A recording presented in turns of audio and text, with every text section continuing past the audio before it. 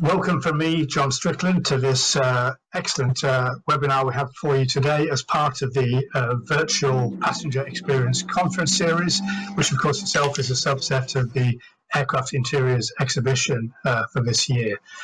Well, of course, the airline industry has been through massive changes in the last year. It's had the biggest crisis it's ever known. That crisis, of course, is proving challenging for airlines to manage. But at the same time, it does throw up opportunities. We see existing airlines changing their spots, bringing out new products and being innovative in the way they're responding and adapting to customers' needs. And we're seeing new airlines actually arriving, new startups coming onto the scene with completely clean sheets of paper to begin with. So it's very appropriate that this is our airline leadership discussion, where we have three key airline leaders, I'm delighted to say, with us today to look at what has been happening over the last year, how it has acted as a catalyst to changes in the passenger experience. So I'd like to introduce each of our guests to you now. First of all, we have Chief Executive of the new Norwegian carrier Flyr, Tonje Wikström Frislett. So Tonje, welcome to you. Thank you. We also have with us another new startup today, which is the Icelandic carrier Playa, and the CEO of Playa is Birger Johnson. Welcome to you, Birger. Thank you very much. Good afternoon. Thank you for inviting me. Pleasure.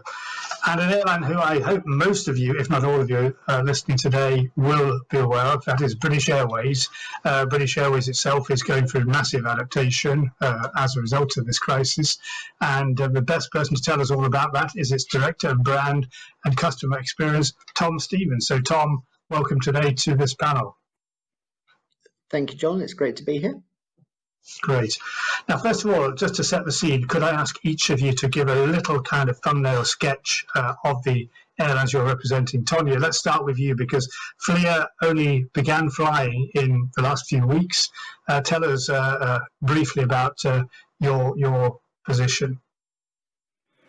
Well, we are a Norwegian low-cost carrier, which came about, of course, during the pandemic. We are trying to, or our ambition is to offer something new in the aviation industry. We believe that there is a need for an airline in Norway that puts the customers and the employees first. And based on the feedback we received so far from the customers that's traveled with us or during the summer and our colleagues, both in the air and on ground, it shows that we are on the right track. It's been very positive feedback, which motivates the entire team to continue to strive to deliver a smooth and enjoyable travel. Great. We look forward to hearing more about your plans shortly, Tonje. Birger, tell us more about Play, because you are our other startup guest today on this panel, and of course based in Iceland. Absolutely, yeah. We are called Play, and we began our operation now in June, flying point to point from Iceland to about 6 or 7 or 8, I guess, locations in Europe. We were listed on the Icelandic Nasdaq stock exchange in June, and are basically building ourselves up to begin our US operation next spring, where we will develop the business model of basically connecting the US to Europe via a changeover in Iceland. And the summer has gone fantastically well in our view, and we are basically gearing up to a pretty bright future, at least from the place I'm sitting. Great. Well, I look forward to asking you more about that shortly, Birger. And Tom, I mentioned that most people, I guess, will know about British Airways, but it is a time of massive change for the airline. Give us a flavour of what's going on and what is British Airways about these days as an airline. Yeah, thanks, John. So yes, the whole pandemic and through the whole COVID period has obviously been a challenge for all airlines. But actually, we've used it as a massive opportunity to really change a lot of our customer proposition, which is hopefully some of the things we can get into today. And I think actually it's been a massive catalyst for working in new agile ways and delivering something really different for customers. So hopefully that will be the center of today's discussion. Right, looking forward to it, Tom. Well, you touched on the pandemic there. I'd like to ask all of you that the pandemic I mentioned on the one hand has been a catalyst to change what was already happening, maybe also in part to the birth of two of the companies we have with us today. But of course, customers themselves are worried about the travel experience. You know, there's a lot to think about, given that we are not yet by any means masters of this virus. It's still giving us challenges day by day. I'd like to really know from all of you what you are doing to ensure that customers feel confident, whether it's actually the process of going through the airport and, of course, on board an aircraft. If I could come to you, Tanya, first. How are you managing this very critical issue right now? Well, of course, we are following the guidelines of the authorities in Norway, but we are also working on a certification for managing the pandemic situation, actually, in terms of being cleaning the aircraft and so forth. And at the moment, the restrictions is that all masks are still to be used on board our flights. And there is also a recommendation of no trolley service on board.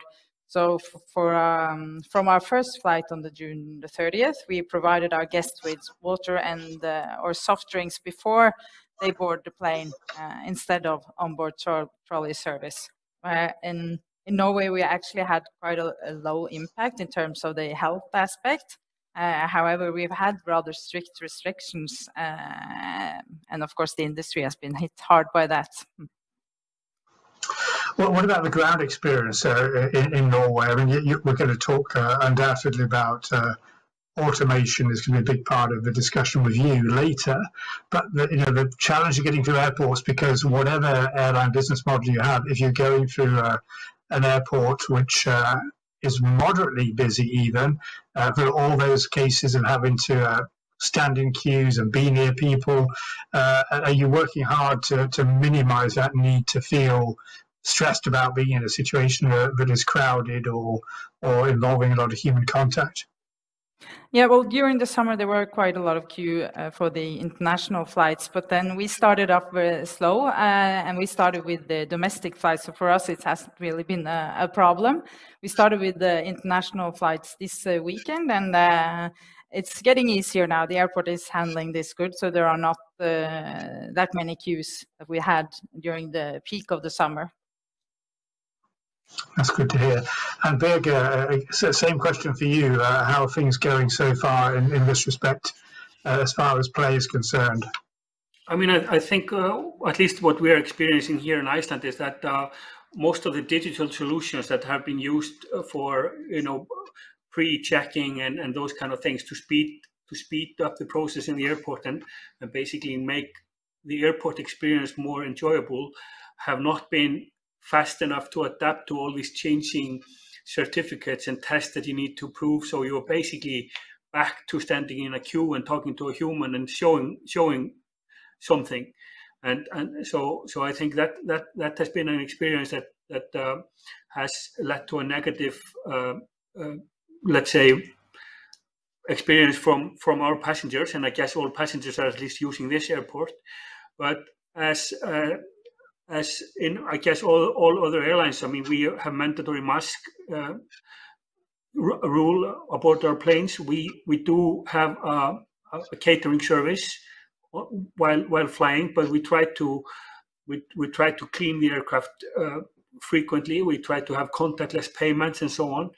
But I mean, I think one of the biggest problems with this is the ever-changing regulation and rules around this, and it's also different between countries, and that just gives everyone, both airlines and passengers, a very confusing experience, and people really are, at least in my experience, hesitant to travel because everything is so unsure and unclear.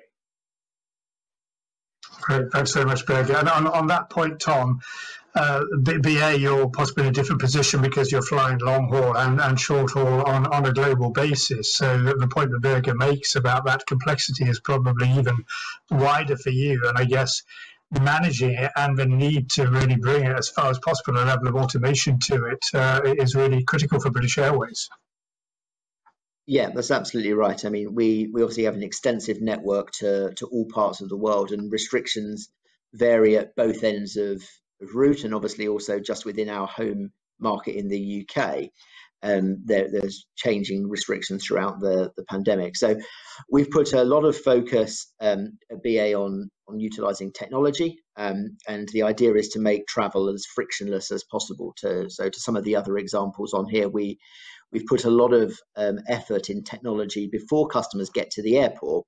So actually we've managed to avoid queues, and actually the airport experience now, apart from needing to wear a mask and enhanced cleaning regimes, actually feels pretty similar to pre-pandemic, which is really important. But the changing nature of restrictions has been a challenge for all airlines to adapt to, and I think it's something that we've now got used to. So we try and publish as much information on our website on ba.com. So we've recently launched a new tool for travelers which informs them of restrictions of their place of destination and also on the return, so they can understand the types of testing or vaccination they need. And then we put a large investment into technology to make sure that all of those documents can be uploaded before a customer gets to the airport. So it actually means that you can check in online or using our mobile app. And then when you come through our airport, particularly somewhere like Heathrow, you can still use self-service kiosks, self-service bag drops. And that way you also achieve that contactless experience for customers through the whole journey. Yeah, and you've got some particular apps, haven't you, as well? One called Verifly. Is that the one to do with uploading information about certificates and so on? Yeah. So as Birger said, we need to keep up with the changing pace, and obviously previously and probably pre-pandemic, aviation technology wasn't necessarily the most agile part of our industry. So early on in the pandemic, we decided to partner with a number of different tech solutions so that we could find something that worked for our customers. So we're still running a number of those trials. So we have a solution for customers leaving the UK where they can upload documents through ba.com. We provide links through emails ahead of time. But for customers returning to the UK or traveling to the United States, we have partnered with the app you mentioned called Verifly, where a customer uploads all of those documents, and very quickly through automation, it will come back with a green tick or not to say those documents are suitable for travel. So actually, that's helping to reduce a lot of that stress for customers, where they just want to know, have I done the right thing? Being able to do that 24 hours before getting to the airport is what customers are telling us is really useful. So if they have made a mistake or don't quite have the right paperwork, they have time to recover it rather than attempting to resolve all of that at a check-in desk, which is poor customer experience. And Birger and Tonya, I guess, are you both using similar tools on your app interface for customers for that type of thing, to put that all those certificates and all those test results and so on in an automated, simple place, so people don't have to arrive with wads of paper at the airport, and also you can improve your speed of processing? I would love to say yes, but we are not as agile as British Airways, and that actually could be managed if the rules themselves didn't change so quickly. So, and this is at least our experience here in Iceland. It's a very small country, and we are an island, so we have a slightly different approach than mainland Europe to quarantine and how we deal with things. We are trying to lock the bad guy out, and so I'm sad to say we don't have a digital solution for this, but if it is ongoing, and if the regulation framework is would stay still for a minute, then we could begin to develop it. Yeah, I would like. It's the same for us actually. We are, though we are based on really modern technology. We are building this company from scratch, so we are still under development, to say it that way. And we also find it difficult to maneuver in the changing market and the changing regulation. So at the moment, it's a manual job for us, but still, it's not a big challenge since we're not having that many flights internationally yet. Okay. And Tanya, sticking with you, I'd just like to move on with all of you now to the kind of customers we're seeing and therefore influencing what we are providing or expect to be asked for by those customers. You mentioned you've set up from scratch as a low-cost airline, but what kind of customers are you expecting to make your pitch towards, Tanya? Oh, we are a low-cost carrier and based in Norway, so we will target both the Norwegian domestic market and some selected and popular European destinations. So our customer group will be mainly leisure travelers, but still we also aim to sell to business customers as we operate on many domestic routes suitable for business purposes. And also our product being so flexible, we think it may be attractive to both the business and leisure customers. Great, and I guess that gives you maximum flexibility to adjust according to what demand is actually out there. Birger, I think I have read that you are also certainly focusing particularly on the leisure traveller for your operation, and also maybe worth mentioning that your operation is going to change, isn't it, over time? It's point-to-point to Europe right now, but you will look to expand into the US market in due course. And I guess that will also influence the kind of customers that you appeal to. Yeah, I mean, it's I, for one, am a bit hesitant to segment the market too much. I think that people can travel for various reasons, and it's easy to say business travel is a completely different animal from a leisure traveler. We do not have a business class product as such, but there's many other people that are traveling for some kind of a business purpose that would not use a business class product on board an aircraft.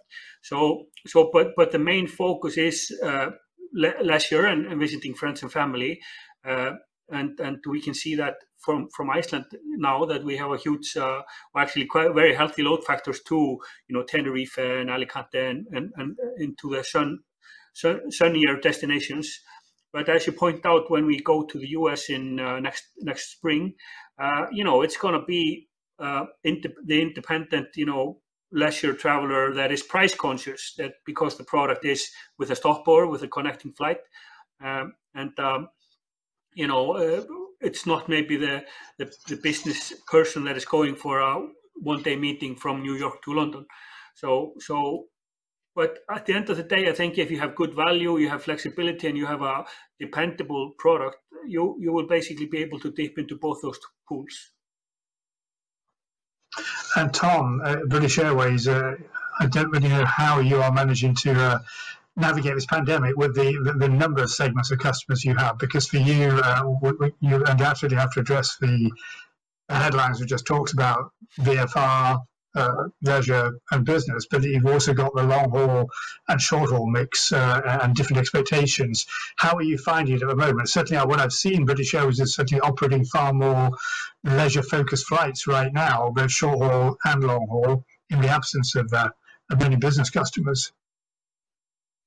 Yeah, so I think at the moment we've kind of got two main segments that are really flying as we await the return of business travel, and that will come down the track just as soon as some further restrictions are lifted. At the moment, we've had a lot of focus on reconnecting people around the world. So the VFR traffic you mentioned, and we're providing some really core routes, particularly on some of our long haul services for that, and also connecting services over London. But then the second part is also leisure travellers. And what we've seen is that there's a huge pent-up demand from customers to go flying again. Particularly, we've seen that over the last few weeks with the summer holidays here in the UK. The airport is busy, fortunately avoiding queues, but is busy and has a really positive buzz as customers are really excited to go flying again. And I think what we're seeing is once customers have managed to do it once and they've got used to some of the additional steps they now have to do, actually they realize it's not that complicated and are prepared to keep flying again and again. So I think as you said, we've adapted slightly, but at the same time, a lot of these are markets that we would have previously served. It means that we make quite a few changes to our network, and we're quite agile as to where we put the capacity, put those types of aircraft. But it is really the connecting friends from all over the world with the lifting of restrictions, and right now on the summer leisure travel. And again, just in terms of the product, I think one thing I saw what you're doing is offering a service now where you can check in baggage, for example, at home, and not have to have that process through the airport. Is that something that's come new out of the pandemic, or was that something you were working on already? And how does it work? What is the mechanic of that actually working? So some of these things we were working on before the pandemic, but really actually the pandemic has been a big catalyst for us to push things further. And actually at the moment it's all about creating, as we said, frictionless travel, giving customers choice to make the journey simpler for them. So the example you mentioned there is where we allow customers living within the London area to have their baggage collected the night before or the day before. We've partnered with a company called Airporter, and it means that actually when you arrive at Heathrow Terminal 5, you don't have your baggage and you can go straight through to security. We've also been doing other things to try and give customers choice and reduce any anxiety. So we offer twilight baggage check-in. So the night before, you can come to Heathrow and drop your bags if that's what you want to do. And also other things around the airport. So when you arrive from the Heathrow Express, so that's the express train from central London, we now have a service where you can drop your bag off at the station platform rather than coming into the terminal as well. So it's probably, John, the answer is that actually there's a number of things, and actually you'll see BA doing a lot of different stuff, which is all about customer choice, being flexible, and just constantly trying to adapt. And for that, actually, we're seeing at the moment record customer scores in terms of satisfaction. So it is obviously working.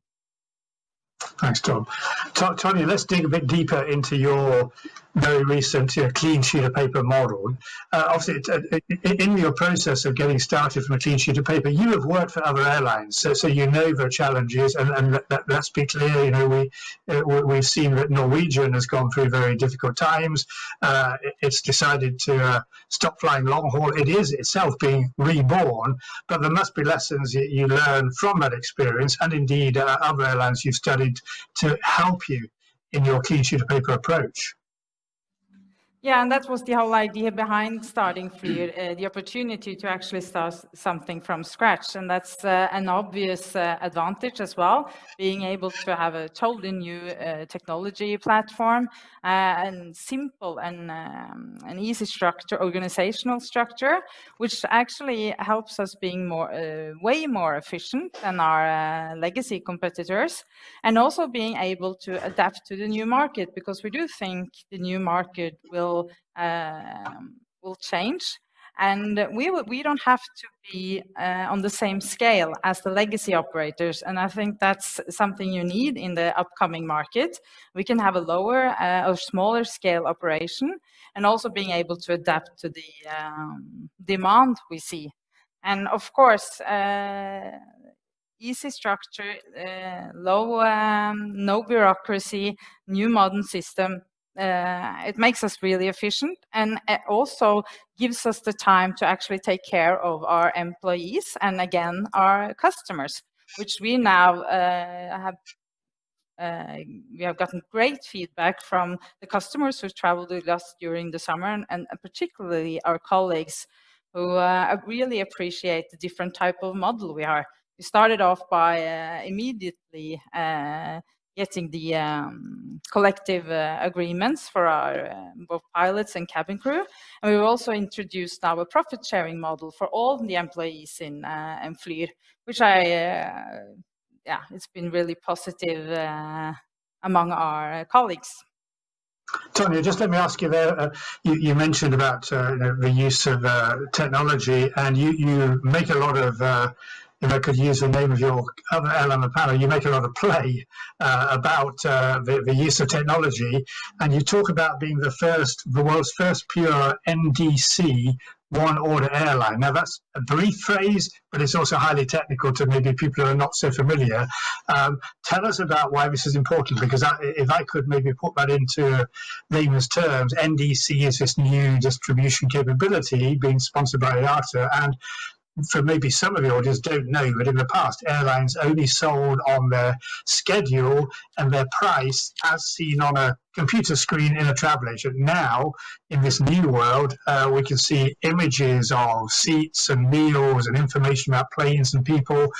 So tell us about that, because it is pretty exciting not just from the point of view of your structure, but from the experience of a customer.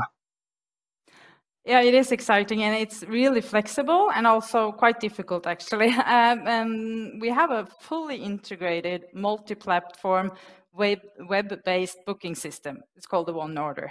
It's a state-of-the-art operational technology infrastructure, and we're also cloud-based. And since our goal is to deliver a friction-free and friendly journey, that for us, that means the whole journey from booking tickets online, checking in, meeting our friendly crew on board to arriving your destination. And we strive to make that journey as smooth and friendly as possible. And now we are data-driven, or actually we will be data-driven, and then we can personalize our communication across multiple customer journeys and channels. So we managed to decrease the marketing spend and hopefully reach higher ticket sale conversions due to personalized, efficient communication and dynamic pricing. And when you say dynamic pricing, that means less of the rigid pricing that airlines had in the past. Yeah. For all customers. You can adapt it more based on, I guess, information you build up on individual customers, on their preferences and things that influence them in a favorable way. Yeah, we don't have any classes. Normally you're bound by a set of classes, and we don't have that anymore. It's all, you can, each seat can have a different pricing. And are you taking a different approach to selling around the ticket price? Because many airlines, especially low-cost airlines, the ticket price is one thing, but there can be these other ancillary revenues as well, and they're important from an airline point of view, but if they're not handled in the right way, they can cause annoyance to customers who either think they get a surprise about a price, or maybe indeed the airline loses an opportunity because it didn't put forward an opportunity in the right way to a customer at the right time. Is that all part of this as well? Yeah, that's part of also what we mean by taking care of both our employees and especially our customers. We would like to have an open and open communication with no hidden fees or costs, or at least no unnaturally high cost or fees. We would like an easy ticket products, transparent, and as I said, easy and digital journey. And on board, of course, your flights are short, or you mentioned that because of a pandemic you have to limit the service offer, but how would you aim to do that in the future? Let's imagine ourselves all to be now in a much happier post-COVID world at some point in the future. How would you be offering your product to customers at that point in terms of things like food and drink or any other purchases on board? Our goal is to do the demand up before the flight, so you can order online and then get the service on board, and that also will reduce, of course, food waste and other types of waste. Excellent, great. Birke, how about you? Again, you're the other startup here today. You yourself have experience from having worked in WOW and Iceland Express. So, are you also being able to embody this digital technology in your not just running a business, but your customer offer, and how will you see that adapting in the future as well?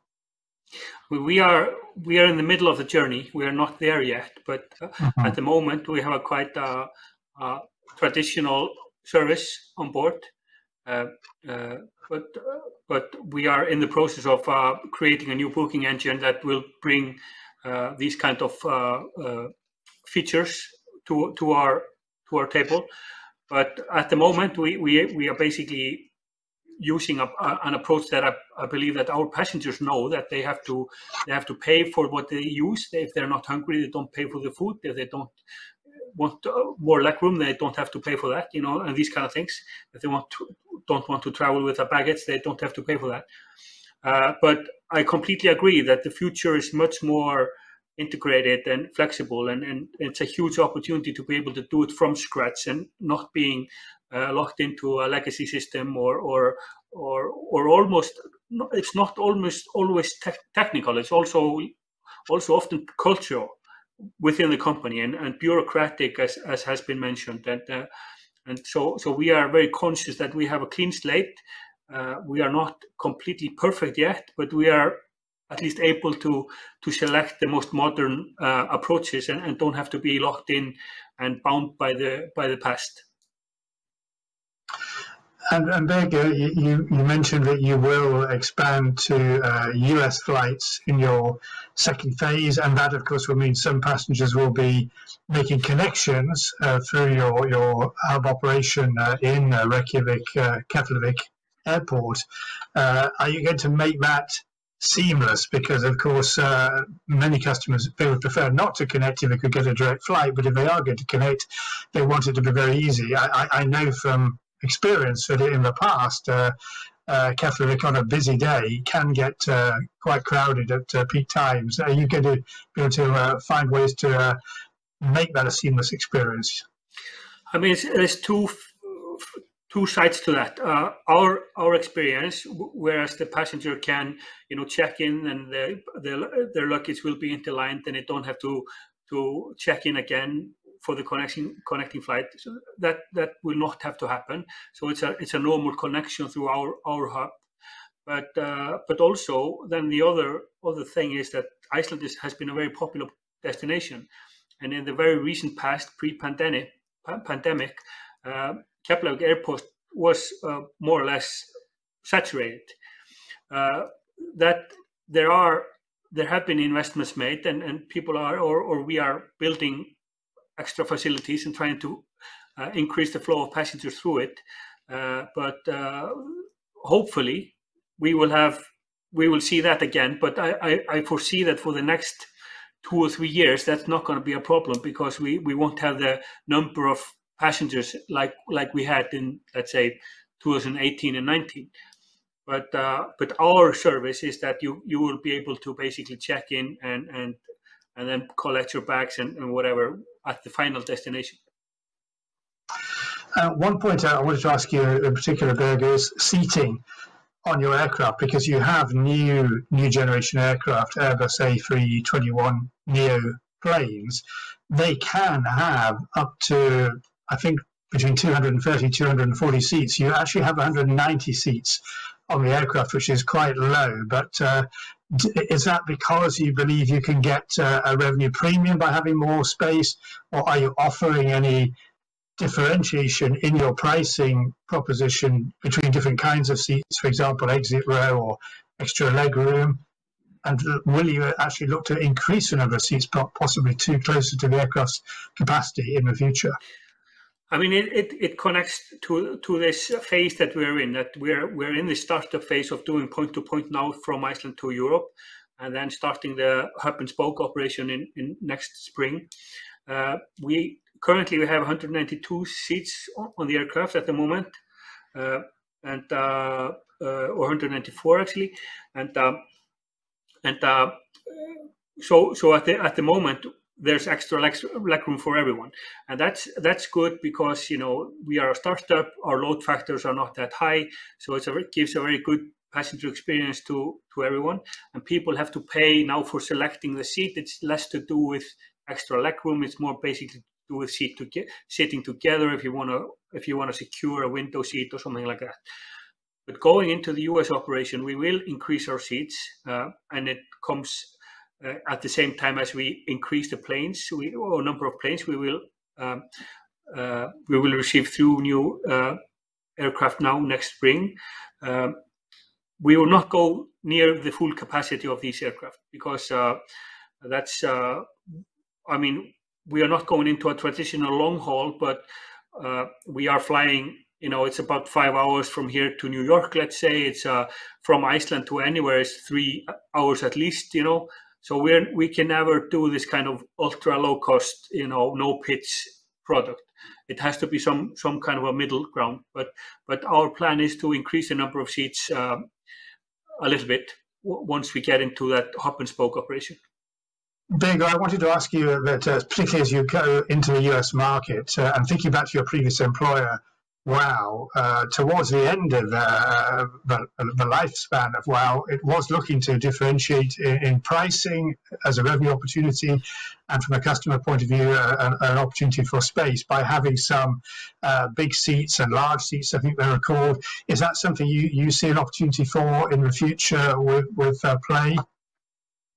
I mean, our approach is to keep it very simple, and we have one class of in our planes, and we don't foresee that we will make it more complicated than that. Yes, people will be able to buy, and they will be able to buy extra legroom and various services like that. But I think it's a question of strategy of the company. Is that how clear do you want to be on your ultimate approach? And some companies like the one you mentioned were trying to do everything for everybody towards the end. And our approach is to keep it very simple, have a very clear product, good value, and good dependability on time performance, and basically to stay true to the low-cost approach. Great. Tom, listening to what we've heard from our two startup airlines, who are both far more in the low-cost arena, British Airways has, over the years, had to adapt particularly to low-cost competition, short haul. But I guess the job that you have to run in your role as Director of Brand and Customer Experience is to manage all these trade-offs, because you have to compete with low-cost carriers like Ryanair, Wizz and EasyJet. But you also have to offer a product that is suitable for business travelers and people who want a premium, and you have to look after the difference between long haul and short haul under what is called the BA brand. And I wanted to ask you very specifically, what really does a BA brand represent today? It's such a broad remit. Yeah, so we obviously do have a more complicated network and a more complicated offering, given our entire model. But actually, the brand is quite clear that actually we're attempting to differentiate a lot on the service we offer. So you touched on earlier in this session about kind of what's important to customers right now. Well, right now it's really important that customers have confidence in the airline they're booking with, whether it's things like our book with confidence policy we have at the moment, where if there are changing restrictions, customers can easily move between flights. So there's a on our differentiation through service across our entire business. We do have different cabins at British Airways. We have a Euro Traveller economy cabin, a Club Europe cabin, business cabin in Europe, and we have 4 cabins on our long haul aircraft. But actually there needs to be a common thread running through all of those, that actually there is a more premium experience if you're flying on BA, and that's a really key part to all of the decisions we make. And although we do start from a place where we have a lot of integrated technology and our model is, again, as we said, more complicated, whether it's through selling and distribution through to servicing, actually throughout the pandemic and our future strategy is we're wrapping around a lot of really new exciting technology around that. So for example, in Europe, in our Euro Traveller economy cabin, we now offer complimentary snacks alongside water. That's an important part of us being more premium and differentiated. But also we've just invested in technology where you can use the onboard Wi-Fi to order at your seat things from our onboard shop, so additional snacks, drinks, alcohol, tea, coffee, etc. And that's a really good example about where COVID said to us, actually, maybe we want to move away from some of our traditional trolley service to something that's different. And using technology, even in an airline as complicated as ours, helps to really show that differentiation and also to make us more of that premium offering. And probably the final part of us as a brand is that we need to really stay true to our heritage and the fact that we are British Airways, and there needs to be that theme of Britishness flowing through our entire experience. So when customers board an aircraft at any city around the world, they do really feel as if they are at home again. And that's the kind of stuff that we have to work through across all of our cabins and all of our customer types. Tom, we mentioned about the change in economy service, the need to compete with low-cost carriers in terms of having a buy type product. But you changed that from buy on board to now buy before you fly. What is the reasoning behind that? Is it digitally enabled, and what customer response have you been having so far? Yeah, so we now have a combination of ways that we deliver our service in Euro Traveller, so short-haul economy. We do have an at-seat product on board, which we now use onboard Wi-Fi for customers to order. That's using ambient products, so products that doesn't go off and you can leave on board for longer. And because we're utilising new technology, it's really helping us to identify customer demand and loading the right things on those aircraft as we expect customers to consume. So we reduce the amount of weight and therefore our carbon emissions that we're flying around.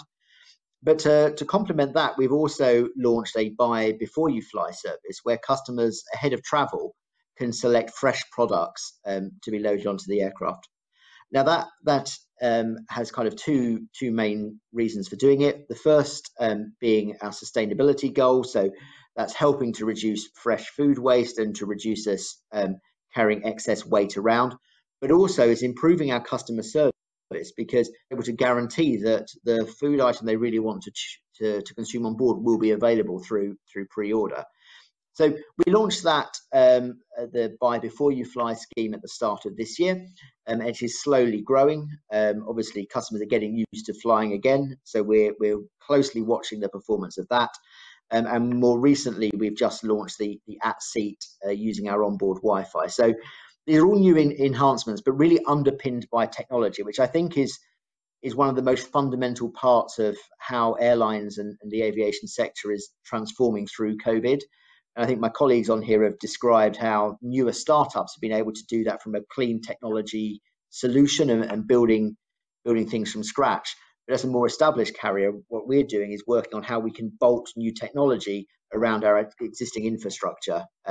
And we've been more agile than ever at doing that, because the needs of the business absolutely show that that's what we need to do. Very interesting. And Tom, I have to ask you this question. In terms of the long-haul arena, we hear a lot of discussion right now about the inevitable drop in business travel, that is, travellers travelling in the business cabins, particularly business class, and questions about whether we'll see a realignment of the mix of cabins in the future long-haul flights, particularly maybe with a cabin like premium economy coming to take even more importance than it already is. Now, I know you can't give the game away, indeed, probably none of us actually know, but what is your own feeling about likely evolution in long-haul premium travel in terms of the mix of cabins and indeed the type of seating that may be offered? Yeah, I think you're right. It's very hard to predict the future. BA's actually, we've already been going through a realignment of our fleet, retiring some of our older, less efficient aircraft like the 747s that we retired over the last year or so. And as our new aircraft come in, we're making sure that we're picking the right configuration of seats for the markets we think that we'll serve. From our perspective, we have a very strong premium leisure segment, and we're seeing actually very busy premium cabins at the moment into the leisure. And at the moment, we are confident in talking to our colleagues and our alliance partners, particularly in the United States, that you are seeing some of the business travel start to return. We realise that customers and business travellers are getting fatigued from constant Teams and Zoom calls. We have technical issues, and even on this kind of thing, you can do it far-based. And we do believe that we'll see that segment come back in a different way, but will come back. And so we're keeping a close eye on it. But at the moment, the BA strategy shows that actually across all four of our cabins, we do see future demand as a mix of both business and leisure customers. So we're not expecting to see any huge changes in our fleet mix, at least over the coming years. You touched on a couple of points about sustainability, Tom. For example, less trolleys going up and down the aisle, the retirement of older, less fuel-efficient aircraft. What else is BA doing in that arena? Because passengers are actually not only just scrutinizing airlines in their choice, they want to be involved. Whatever kind of headline things is BA looking at on this now top of mind issue? So we're doing quite a lot in this space, and we believe that that's what we should do as a responsible organisation, and is what our customers are asking for. So we've got partnerships for sustainable aviation fuels, and there should be some exciting things that we'll discuss over the coming weeks. So I don't want to, as you said earlier, give the game away too early, but there's some exciting things coming up in the near future. We already do a lot of work with carbon offsetting to try and limit our impact on the environment. We already carbon offset our UK domestic flying, for example. And then when it comes to the pure customer experience, going through our entire experience and looking at things like food waste, we've touched on how technology can help us, whether it be ordering on board and the pre-order service. In our lounges, removing traditional buffet style food, moving at seat ordering. It's actually a customer enhancement and reduces food waste, which is really exciting. And then more broadly through the experience, things like the removal of single-use plastics, increased recycling, etc., is a journey that we're going on, and we're moving very quickly on. And you should see some exciting things over time. And I think it's something that really customers are expecting now, and as I said, as a responsible organisation, it's something we absolutely need to do, and is a huge focus for us at British Airways. Thanks, Tom. And Tonya, this is a major part, I think, of your thinking, isn't it, in Fleer? You've actually said you're not going to encourage people to fly where they don't need to, or maybe even where there are surface alternatives available, and trying to embody sustainability even more into your culture in some ways that may not be so obvious in the airline world. Would you like to tell us a bit more about your philosophy there? Yeah. Well, the best thing you can do for the environment is to fly less, or actually not fly at all. But that's a strange thing for an airline CEO to say. It is, but then that's actually what we are made for as well, because we don't need a large scale to be profitable, and we will be able to. We will offer flights where you don't have any other option, like train or something else. And the structure of Norway, it's you have to fly at some destinations, and that's where we will have an offer. And also, of course, we will. The next best thing is biofuel, and when the availability and the price is more competitive, we will of course start using that. And we're also taking our take on the social side of sustainability is very strong in Fleer. Like I said previously, we are really we emphasize the focus on taking care of and respecting our employees. We are striving to have a good work-life balance. We are building this company together, and therefore we also introduced the profit-sharing model. This is a company for the employees, and we're part of it. So, and of course, the governmental side is we are efficient, and the structure makes us able to be profitable at a lower scale, which I believe is necessary for the future market. And how about some of your partnerships, Tonya, with other businesses? Because I think I read, for example, some of the suppliers, even uniforms, if I'm not mistaken, you're talking about sustainable uniforms. Is that right? And are some other examples, perhaps? Yeah, in some way, at least we are based on the ethical side of it, and we are trying to connect as much as we can with Norwegian companies, and that's on the uniform side as well, the ethical side. But also, we would like to emphasize again the social side of it. It should be comfortable for the people who are wearing the uniforms. It's what we call it. You say is. Looking good, feeling good. We believe that's important. They can wear sneakers if they want to. So that's part of our whole way of handling things in Fleer. We do like, it's the Norwegian way of doing things, and we value the Norwegian values very high. Excellent. And Birger, I would imagine that would be very much the case from Iceland, because Iceland is seen from a customer point of view as a country of nature, space, beauty. I guess you have to walk the talk in running your airline in these issues. I mean, many of these aspects that have been mentioned, I can certainly resonate again and agree on. But we are a Scandinavian country like Fleer, and we function in that society, and I think we acknowledge that this kind of thinking is not nice to have. Something you talk about on the big days on some big speeches. This is a real variable of how the new generation chooses how to spend their money and how to consume. So it's a real business issue. It's not some kind of a thing that can be put onto the head of social responsibility. But we have to also acknowledge that we are operating a polluting industry, and what we can do about that is like Tonya is saying, is to be more ethical, to like we are trying to do. We're trying to source very new and fuel efficient aircraft, but and do other things apart from the fact that what we are doing is basically burning a hell of a lot of fuel, and that's not good for the environment. So I'm always very conscious about that. I don't want to go into kind of a greenwashing scenario about this. So this is something that the whole industry has to tackle, and it's very comforting to see that this is becoming a real issue and we are moving in the right direction. Great. Thanks very much, Birger. Well, we are just about out of time. I just would like to put perhaps a cheeky question to all of you in terms of this whole topic of passenger experience. Would you each like to give a bit of an observation about your fellow airlines on the panel, and anything you've learned or anything you'd like to advise them? Maybe keep you on the hot spot for a moment, Birger. How about you?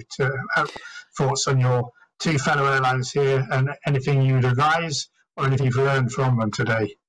Well, I mean, it's a great mixture of people here in Airlines, because you can see how a big operator like BA is being agile and is being kind of instrumental in leading the change in a very conservative industry. But I also have to say that I'm a big fan of Fleer. I mean, we have a similar kind of DNA, similar story, and we followed their IPO and their structure very well.